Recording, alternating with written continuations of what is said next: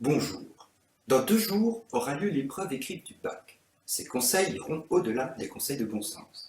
Ils dévoileront ce que les professionnels nomment les ficelles du métier.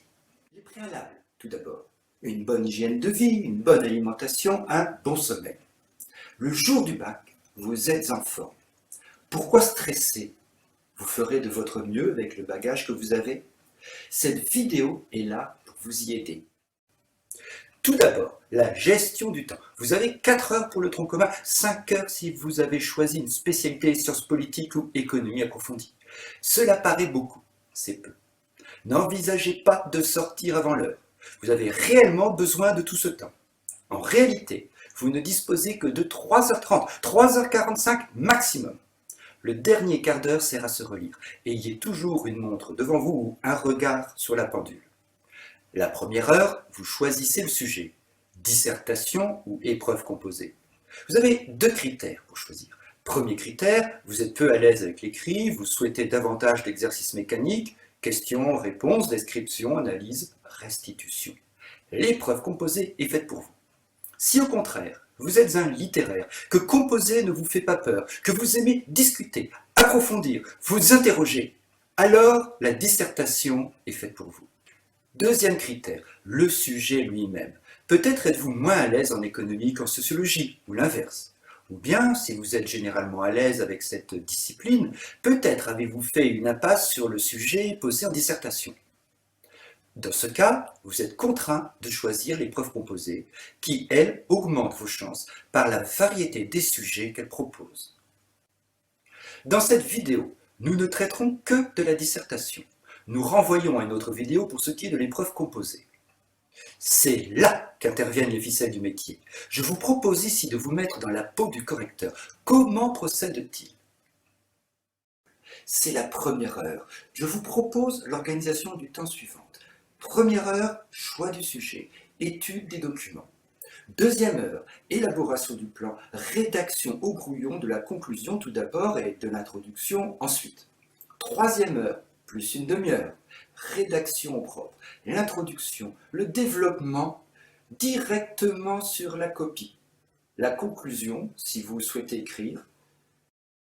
Si vous souhaitez écrire tout au brouillon, le risque existe que vous n'ayez plus le temps de recopier ensuite. Attention, pour ceux qui ont la spécialité et dont l'épreuve dure 5 heures, c'est la première heure que vous devez rédiger votre devoir. Ne dépassez surtout pas. Vous risqueriez de ne plus avoir le temps du tronc commun ensuite.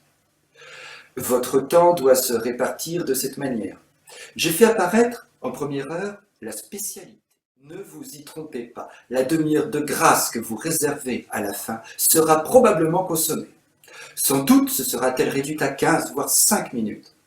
Raison de plus pour la préserver.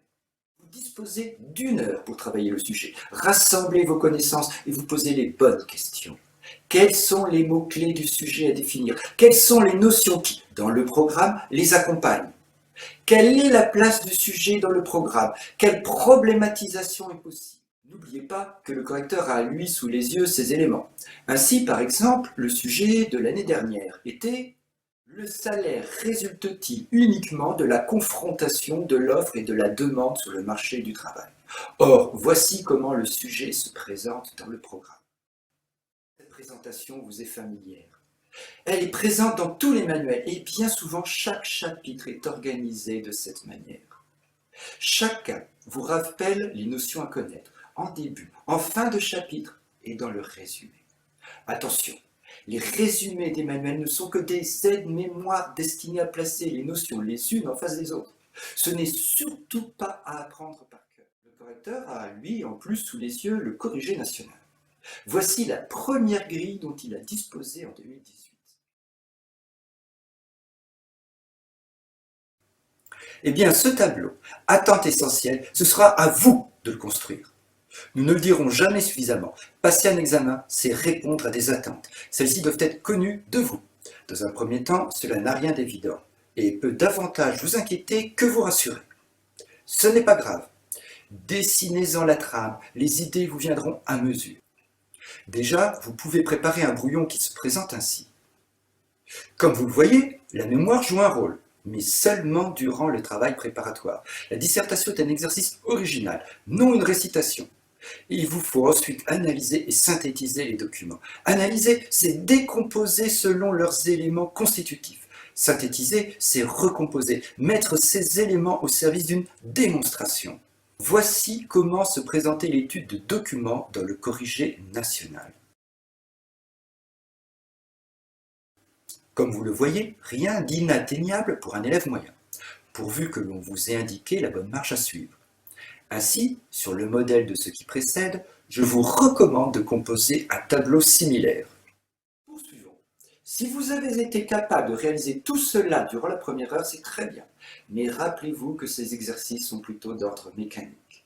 Rassemblez ces connaissances, soulignez les éléments importants des documents. C'est maintenant que vous abordez la partie originale de votre devoir, celle qui vous appartient, révèle votre culture et votre niveau de réflexion.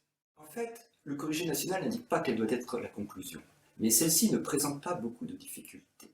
N'oubliez pas qu'elle se décompose en deux parties. Le bilan, qui est donc le reflet de tout le devoir, et l'ouverture, c'est-à-dire un questionnement qui ouvre vers d'autres problématiques. La qualité de ce questionnement est directement en relation avec votre capacité à rédiger une bonne problématique. À défaut, cela risque de n'être qu'une question alibi, placée là parce qu'il en faut bien une. Exemple de fausse question. Mais nos enfants auront-ils un avenir meilleur? C'est une question passe-partout. Elle peut coller à tous les sujets. La problématique, c'est-à-dire ce paragraphe de questionnement. Attention, trop souvent des élèves se contentent de recopier la question du sujet, croyant ainsi avoir la problématique. Celle-ci a deux caractéristiques. Elle reformule et elle l'ajoute au sujet. Cela sans risquer le hors-sujet en sortant du cadre. Pour ce qui est de notre sujet, voyons comment cela a été reformulé par le correcteur. Rappelons le sujet. Le salaire résulte-t-il uniquement de la confrontation de l'offre et de la demande sur le marché du travail? N'oubliez pas que l'introduction est déterminante pour la suite du devoir. Elle se compose généralement de 4 parties. L'accroche, qui fait appel à vos connaissances de l'actualité en particulier et des faits économiques et sociaux en général, et qui souligne tout l'intérêt du sujet. Le cadrage, qui précise les limites de temps et d'espace. La problématique, qui indiquera à l'examinateur dans quelle mesure vous comprenez bien les enjeux liés au sujet. Et enfin, l'annonce du plan. Une précision sur celui-ci, que vous avez dû voir avec votre professeur. Il n'existe que 2 sortes de sujets. D'analyse, précédé fréquemment de l'adverbe comment, expliquer et analyser, ou de débat, annoncé par l'expression dans quelle mesure. Les autres formules ne sont que des variations sur ces 2 types de sujets. Celui-ci est très pratique pour contrôler votre rédaction, du point de vue de l'équilibre et du point de vue de la cohérence. De l'équilibre, pour vérifier que vous avez bien un nombre équivalent d'arguments et d'exemples, pour une partie que pour une autre.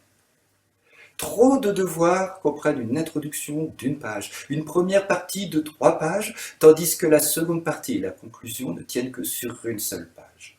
Du point de vue de la cohérence, pour vérifier que les parties se répondent bien l'une à l'autre. Ici, pas uniquement, répond à « le salaire résulte d'une confrontation de l'offre et de la demande de travail ». Dans la première partie, au A, théorie, répond le B, la démonstration. Dans la seconde partie, au A, le marché est imparfait, répond le B, le marché est institué. Là encore, inspirez-vous de ce modèle pour construire votre plan. Attention, les titres ne sont là que pour vous aider au moment du brouillon. Il est d'usage de les faire disparaître à la rédaction, ceci n'étant que suggéré ou réintroduit sous forme de phrases d'introduction.